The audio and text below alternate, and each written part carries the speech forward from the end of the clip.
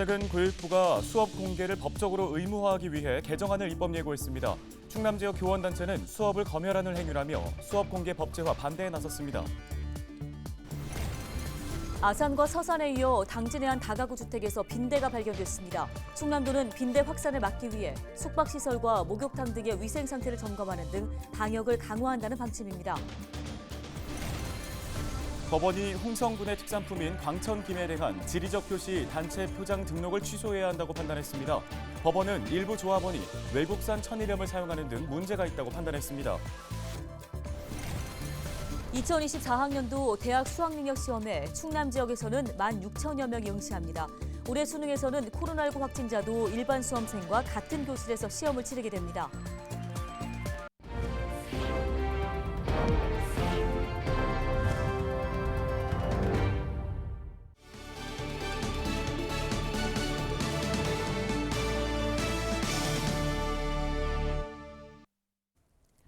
시청자 여러분 안녕하십니까? 헬로티비 뉴스입니다. 학생들이 수업받는 모습을 궁금해하는 학부모들이 많은데요. 이런 학부모들을 위해서 학교장의 재량에 따라 공개 수업을 하는 학교도 있습니다. 하지만 최근 교육부가 수업 공개를 법으로 의무화하려고 해 충남 지역의 교원단체가 반발하고 나섰습니다. 네, 보다 자세한 소식을 취재기자 연결해서 들어보겠습니다. 정호석 기자, 먼저 교육부가 수업 공개를 법제화하려는 이유가 무엇입니까? 네, 교육부는 지난달 13일 초중등교육법 시행령 개정안을 입법 예고했습니다. 개정안에 대해 오는 22일까지 의견을 받을 예정인데요. 개정안에는 수업 공개 활성화를 위해 학교별 계획을 수립해 시행하고 그 결과를 각 시도 교육감에게 보고해야 한다는 조항이 신설됐습니다. 현재 학교장 재량으로 학교마다 연 1회에서 2회 정도 진행하는 공개 수업을 의무화한 겁니다. 교육부는 인구 감소 등 급격한 환경 변화에 맞춰 기존 지식 전달형 강의에서 개인 맞춤형 교육으로의 전환을 위해 수업 혁신 정책을 추진하고 있는데요. 이번 수업 공개 법제화도 공교육 수업 혁신의 일환이라는 겁니다. 네, 그러면 이 교육부의 수업 공개 법제화에 대해서 교원단체들의 반응은 어떻습니까? 네, 충남 지역 교원단체는 수업 공개 법제화는 교사의 수업권을 침해하는 행위라며 개정안 철회를 촉구했습니다. 이들은 이미 시행하고 있는 공개 수업에서도 내용과 상관없는 교사의 복장과 외모 등 불필요한 평가를 받고 있다며 수업 공개 법제화는 수업 검열이라고 주장했는데요. 또 수업의 질이 저하될 수 있고 수업 장면 무단 촬영 등으로 교사가 초상권 침해에 노출될 수 있다고 강조했습니다. 이에 따라 수업 공개 법제화가 아니라 자율적인 수업 공개를 지원해야 한다고 촉구했는데요. 수업의 질을 올리기 위해선 각종 행정 업무에서 교사를 배제하고 표준 수업 시수 법제화와 수업 방해 학생 분리 등 실질적인 지원이 더 시급하다고 주장했습니다. 지금 공개 수업을 할 때도 수업의 내용과 상관없는 교사 복장이나 외모, 말투, 교실이 어떤지, 교실의 온도, 자리 배치 이런 이제 불필요한 내용들을 이제 평가라고 하면서 민원을 받기도 하는데 교권 침해가 발생할 수 있는데도 불구하고 수업 공개를 법제화한다는 식으로 이렇게 나오는 것은 좀 문제라고 생각을 합니다. 네, 알겠습니다. 여기까지 듣겠습니다. 보도국 정호석 기자였습니다. 다음 소식입니다. 아산과 서산에 이어서 당진에서도 빈대가 발견됐습니다. 충남도 빈대 합동대책본부는 지난 10일 당진의 한 다가구 주택에서 빈대가 발견돼 해당 주택과 인근 지역의 방역을 완료했다고 밝혔습니다.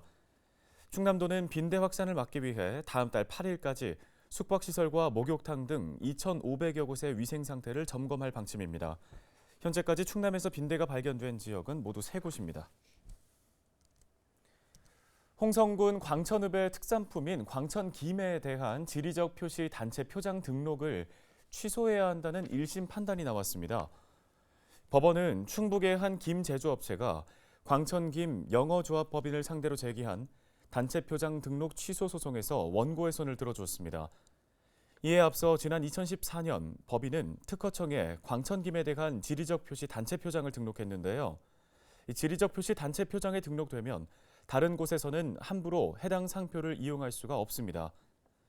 법원은 일부 조합원이 외국산 천일염과 참기름을 사용하고 광천김 표장을 김 자반 등 다른 품목에도 사용했지만 법인이 이를 감독하지 않았다며 등록 취소 이유를 밝혔습니다.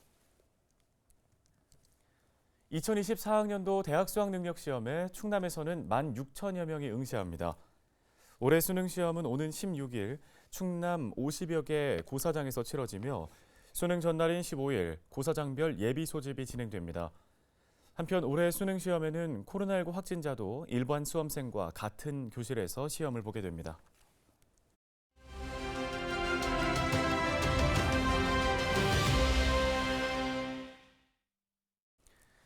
올해 충남 전역에서 미국 흰 불나방 발생량이 많았던 것으로 알려졌습니다. 이에 따라서 충남 농업기술원이 내년에 대량 발생 가능성이 높을 것으로 예측했습니다. 네, 충남 농업기술원의 최용석 농업해충팀장 전화 연결해서 자세한 내용 짚어보겠습니다. 안녕하십니까? 안녕하세요. 충남농업기술원 최용석입니다. 예, 먼저 올해 미국 흰불나방 발생 현황부터 좀 짚어주실까요? 네, 미국 흰불나방은 산림 수목과 가로수뿐만 아니라 농작물에도 해를 끼치는데요. 1년에 2회 발생하며 해에 따라 3회 발생하기도 합니다. 1세대 성충은 5월 중하순부터 6월에 발생하고 2세대 성충은 7, 8월에 발생하는데 올해는 8월 말에서 9월 사이에 성충이 다수 관찰된 것으로 보아 3회 발생한 것으로 예측되고 있습니다. 네, 그럼 내년에는 미국 흰 불나방의 발생량이 더 증가할 수도 있는 건가요?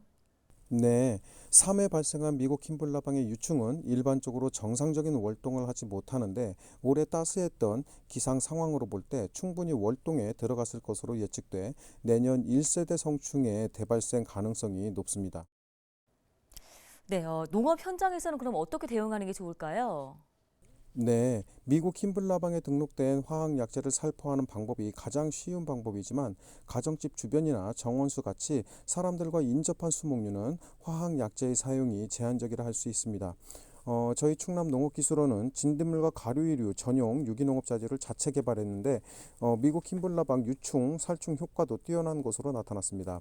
따라서 살충제 사용이 제한적인 곳의 경우는 유기농업자재의 사용을 추천드립니다.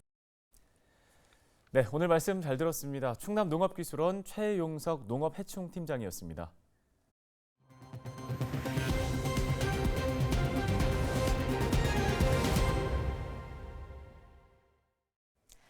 다음 소식입니다.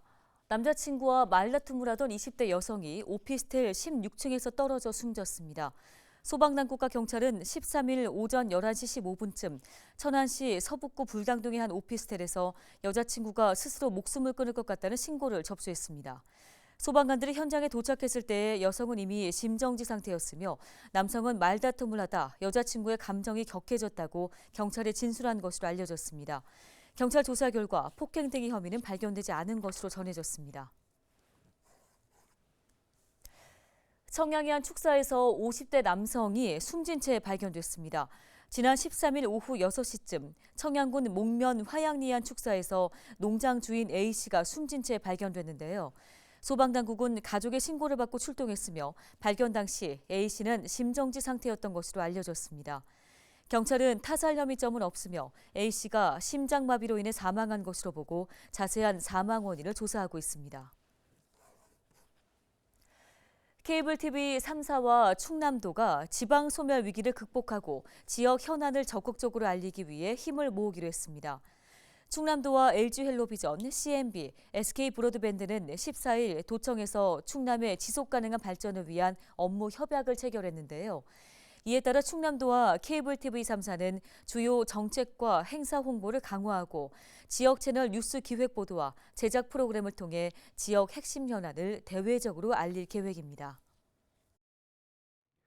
제대로 된 지방자치를 실현하고 또 지역이 발전하기 위해서는 지역 미디어의 역할이 매우 크다 이렇게 생각을 합니다. 지역 방송들이 도정과 도민을 연결하는 매개체로서 지역 밀착형 방송 서비스를 제공해 주실 것을 바랍니다. 네, 수능이 이제 코앞으로 다가온 가운데 당일 날씨도 수험생들의 주요 관심사입니다. 예전부터 수능 당일은 수능 한파라고 해서 가장 추운 날로 여겨지기도 했는데요. 과연 올해는 어떨까요? 네, 다행히 올해 수능날 기온은 평년과 비슷하거나 조금 높을 것으로 예상됩니다. 비 소식이 예보되어 있는데요. 수능 당일과 전후의 날씨 그리고 수험생들이 준비할 주의사항들 김수아 기자가 정리했습니다. 올해 수능날 한파는 없을 예정입니다. 평년과 비슷하거나 조금 높을 것으로 전망되는데요. 국내 주요 도시의 16일 예상 최저 최고 기온은 서울 6도에서 10도, 부산 9도에서 17도, 춘천 2도에서 8도, 강릉 7도에서 14도로 예상됩니다. 대신 수능 당일 비가 예보돼 있습니다. 비구름대는 서쪽에서 동쪽으로 이동하겠는데요.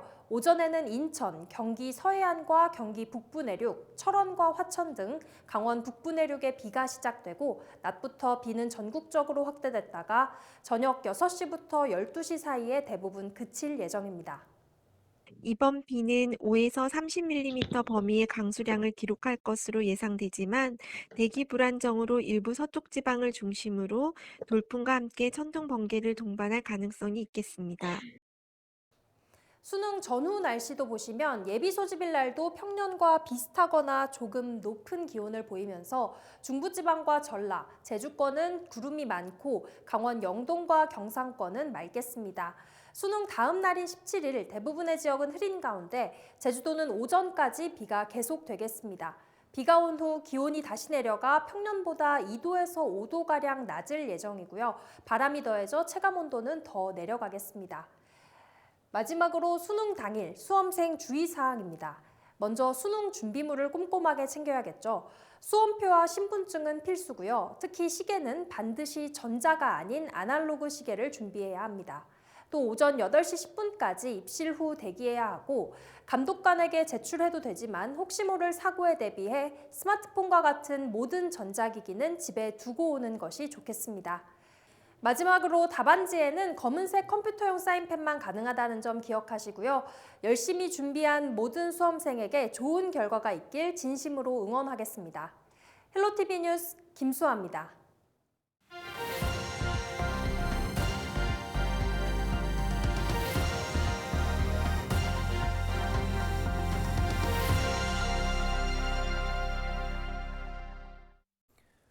지역 소멸을 막아라 케이블 TV 공동 기획 보도 순서입니다. 지역의 인구 감소로 인해 가장 극명하게 나타나는 지표 중에 하나가 바로 폐교인데요.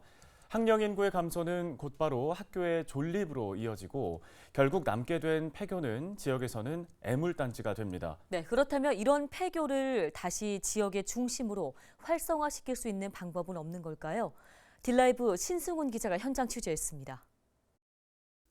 양평군 청운면의 한 폐교입니다.